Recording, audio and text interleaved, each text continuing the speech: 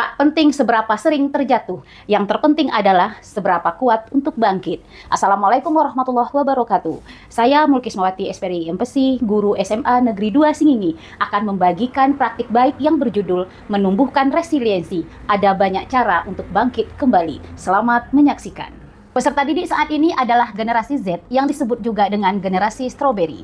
Julukan generasi strawberry karena memang mereka dianggap terlihat cantik dan menarik dari luar, tapi mudah memar, mengkerut dari dalam. Gambaran di atas menunjukkan betapa pentingnya menumbuhkan resiliensi, yaitu kemampuan untuk bangkit dari kesulitan, stres, dan kegagalan. Oleh karena itu, saya selaku guru bimbingan dan konseling mencoba melakukan praktik baik yang inovatif dan transformatif dalam menumbuhkan resiliensi peserta didik. SMA Negeri 2 Singingi terletak di Desa Sungai Sirih, Kecamatan Singingi, Kabupaten Kuantan, Singingi, Riau. Pada tahun pelajaran 2025-2026 memiliki 20 rombongan belajar dengan jumlah murid sebanyak 675 orang. Sekolah ini terletak di daerah eks-transmigrasi yang sangat heterogen, baik dari segi budaya, agama, dan lain-lain. Sekitar lebih dari 95% masyarakatnya berasal dari luar Kabupaten Kuantan Singingi dan sebagian besar berasal dari Pulau Jawa. Kemajemukan ini tentunya juga menimbulkan keanekaragaman karakteristik murid-murid di SMA Negeri 2 Singingi. Berdasarkan angket pemetaan, didapatkan data bahwa terdapat sekitar 15% peserta didik berasal dari keluarga broken home, baik karena orang tua bercerai, meninggal, maupun ketidakharmonisan di keluarga. Dari angket juga ditemukan beberapa karakter yang dipandang butuh intervensi khusus. Ada sekitar 15,6% yang penakut, 48,4% pemalu, 27,3% tertutup, 9,4% mudah menyerah, dan 24,4% rentan trauma. Dari beberapa catatan anekdot peserta didik, didapatkan informasi bahwa banyak peristiwa-peristiwa masa lalu yang dialami oleh peserta didik dan itu berpengaruh pada kondisi psikologisnya. Ada sebagian peserta didik yang sudah bisa bangkit, namun masih banyak juga yang belum. Temuan di lapangan berdasarkan curhatan dan proses konseling maupun laporan dari wali kelas serta guru-guru juga ditemukan banyak peserta didik yang rapuh dan mudah menyerah ketika mengalami masalah. Tantangan melakukan praktik baik ini yang pertama adalah waktu. Bahwasanya untuk melakukan praktik baik ini membutuhkan waktu yang lama dan berkelanjutan. Yang kedua adalah keterampilan. Untuk menumbuhkan resiliensi terutama pada kasus-kasus yang berat itu membutuhkan keterampilan khusus yang belum tentu semua orang bisa. Yang ketiga adalah suasana. Dibutuhkan suasana yang tepat terutama suasana emosional dan lingkungan fisik yang mendukung. Aksi pada praktik baik ini diawali dengan memberikan pemahaman konsep tentang resiliensi. Peserta didik diminta membuat menara dari pena bersama teman sebangkunya dengan cara mereka masing-masing pada waktu yang telah ditentukan. Selanjutnya, saya menguji ketahanan menara yang sudah dibuat oleh peserta didik dengan cara mengipasnya menggunakan buku.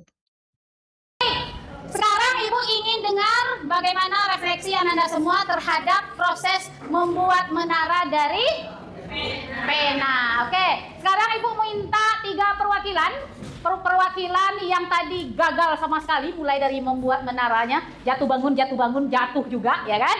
Kemudian nanti perwakilan dari yang berhasil buat menara, tapi setelah dikipas ternyata roboh. Yang terakhir adalah kita akan minta pendapatnya yang berhasil membuat menara, kemudian setelah dikipas seperti apapun angin menghembus, bertiup, tapi badai sekalipun, tapi tetap berdiri kokoh. Hasil refleksi dari peserta didik saya kaitkan dengan resiliensi dan saya jadikan pengantar sebelum masuk kepada konsep resiliensi.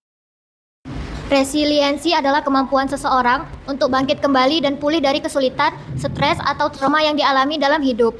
Ini adalah kemampuan untuk beradaptasi, bertahan, dan bahkan tumbuh lebih kuat setelah menghadapi tantangan. Oke, luar biasa. Setiap manusia pernah gagal, pernah trauma, pernah kecewa, dan segala macam. Dan manusia ada yang bisa bangkit, ada yang tidak.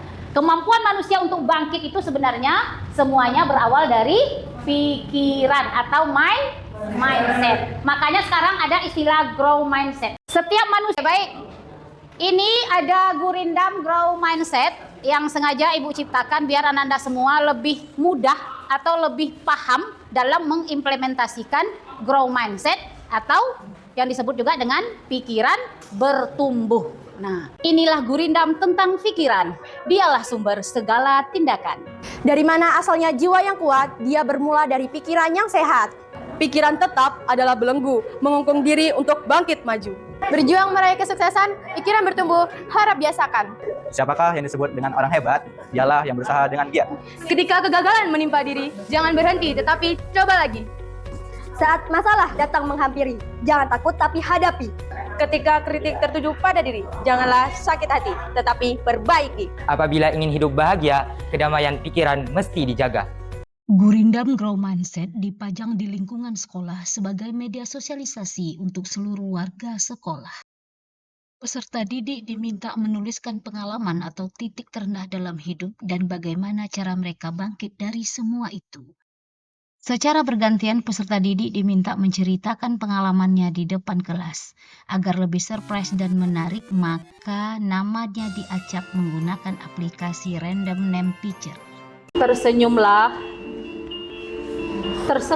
lebih lebar. Sekali lagi, tetaplah tersenyum anak-anakku sekalian. Perlahan bukalah matamu, masih dalam keadaan tersenyum, engkau akan bisa melihat dengan nyata bahwa dunia ini insya Allah akan baik-baik saja. Terima kasih, silakan berpelukan dengan teman di samping.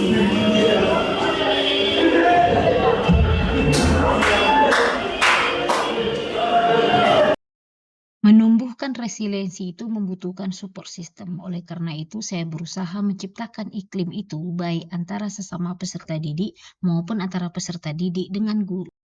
Mengingat pentingnya support system tersebut, maka sudah saya sosialisasikan kepada semua guru.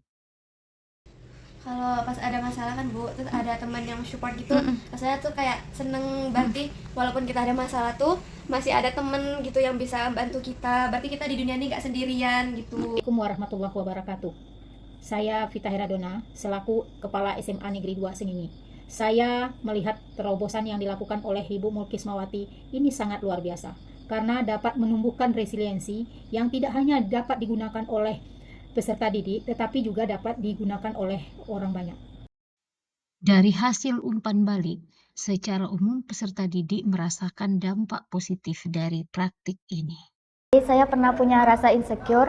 Saya pikir bahwa orang yang parasnya lebih cantik itu lebih disanjung oleh orang-orang. Tapi setelah saya berpikir grow mindset, saya tahu bahwa saya sudah punya prestasi yang bahkan orang lain itu mungkin belum punya, dan saya tuh sudah punya. Jadi saya merasa lebih baik lah, bahwa saya tuh bisa disanjung bukan karena fisik penampilan, tapi saya bisa disanjung oleh prestasi. Sudah 3 kali mengalami kegagalan untuk bermain di Piala Syahratin. Dan juga saya sudah 3 kali gagal dalam seleksi untuk mengikuti Piala Syahratin tersebut. Dari situ saya berpikir bahwa memang karir sepak bola saya hanya bisa untuk di desa-desa. Namun setelah saya mengenal daya lentik, saya bangkit. Dan saya juga untuk tetap semangat latihan untuk mencapai apa yang saya inginkan. Dan dari situ saya berpikir bahwa kegagalan bukanlah akhir dari semua ini. Sudah terlihat perubahan positif dari mereka. Sekarang mereka lebih open-minded terhadap permasalahan yang datang. Permasalahan tersebut mereka hadapi dan mereka cari solusinya. Berdasarkan hasil ukur resiliensi, terlihat bahwa resiliensi peserta didik sudah berada pada kategori tinggi. Waktu yang lalu saya melihat video postingan dari Ibu Mulkismawati, yaitu bertajuk Gurindam Grow Mindset. Dari video yang saya lihat tersebut, saya jadi berpikir bahwa selama ini saya masih sering mengeluh ketika ada masalah, sering menyalahkan keadaan ketika sesuatu itu terjadi tidak sesuai dengan pikiran saya. Jadi dari situ saya merenung bahwa selama ini pikiran saya keliru. Jadi mulai saat ini saya bertekad ke depannya saya harus membiasakan untuk berpikir dengan pola pikir bertumbuh.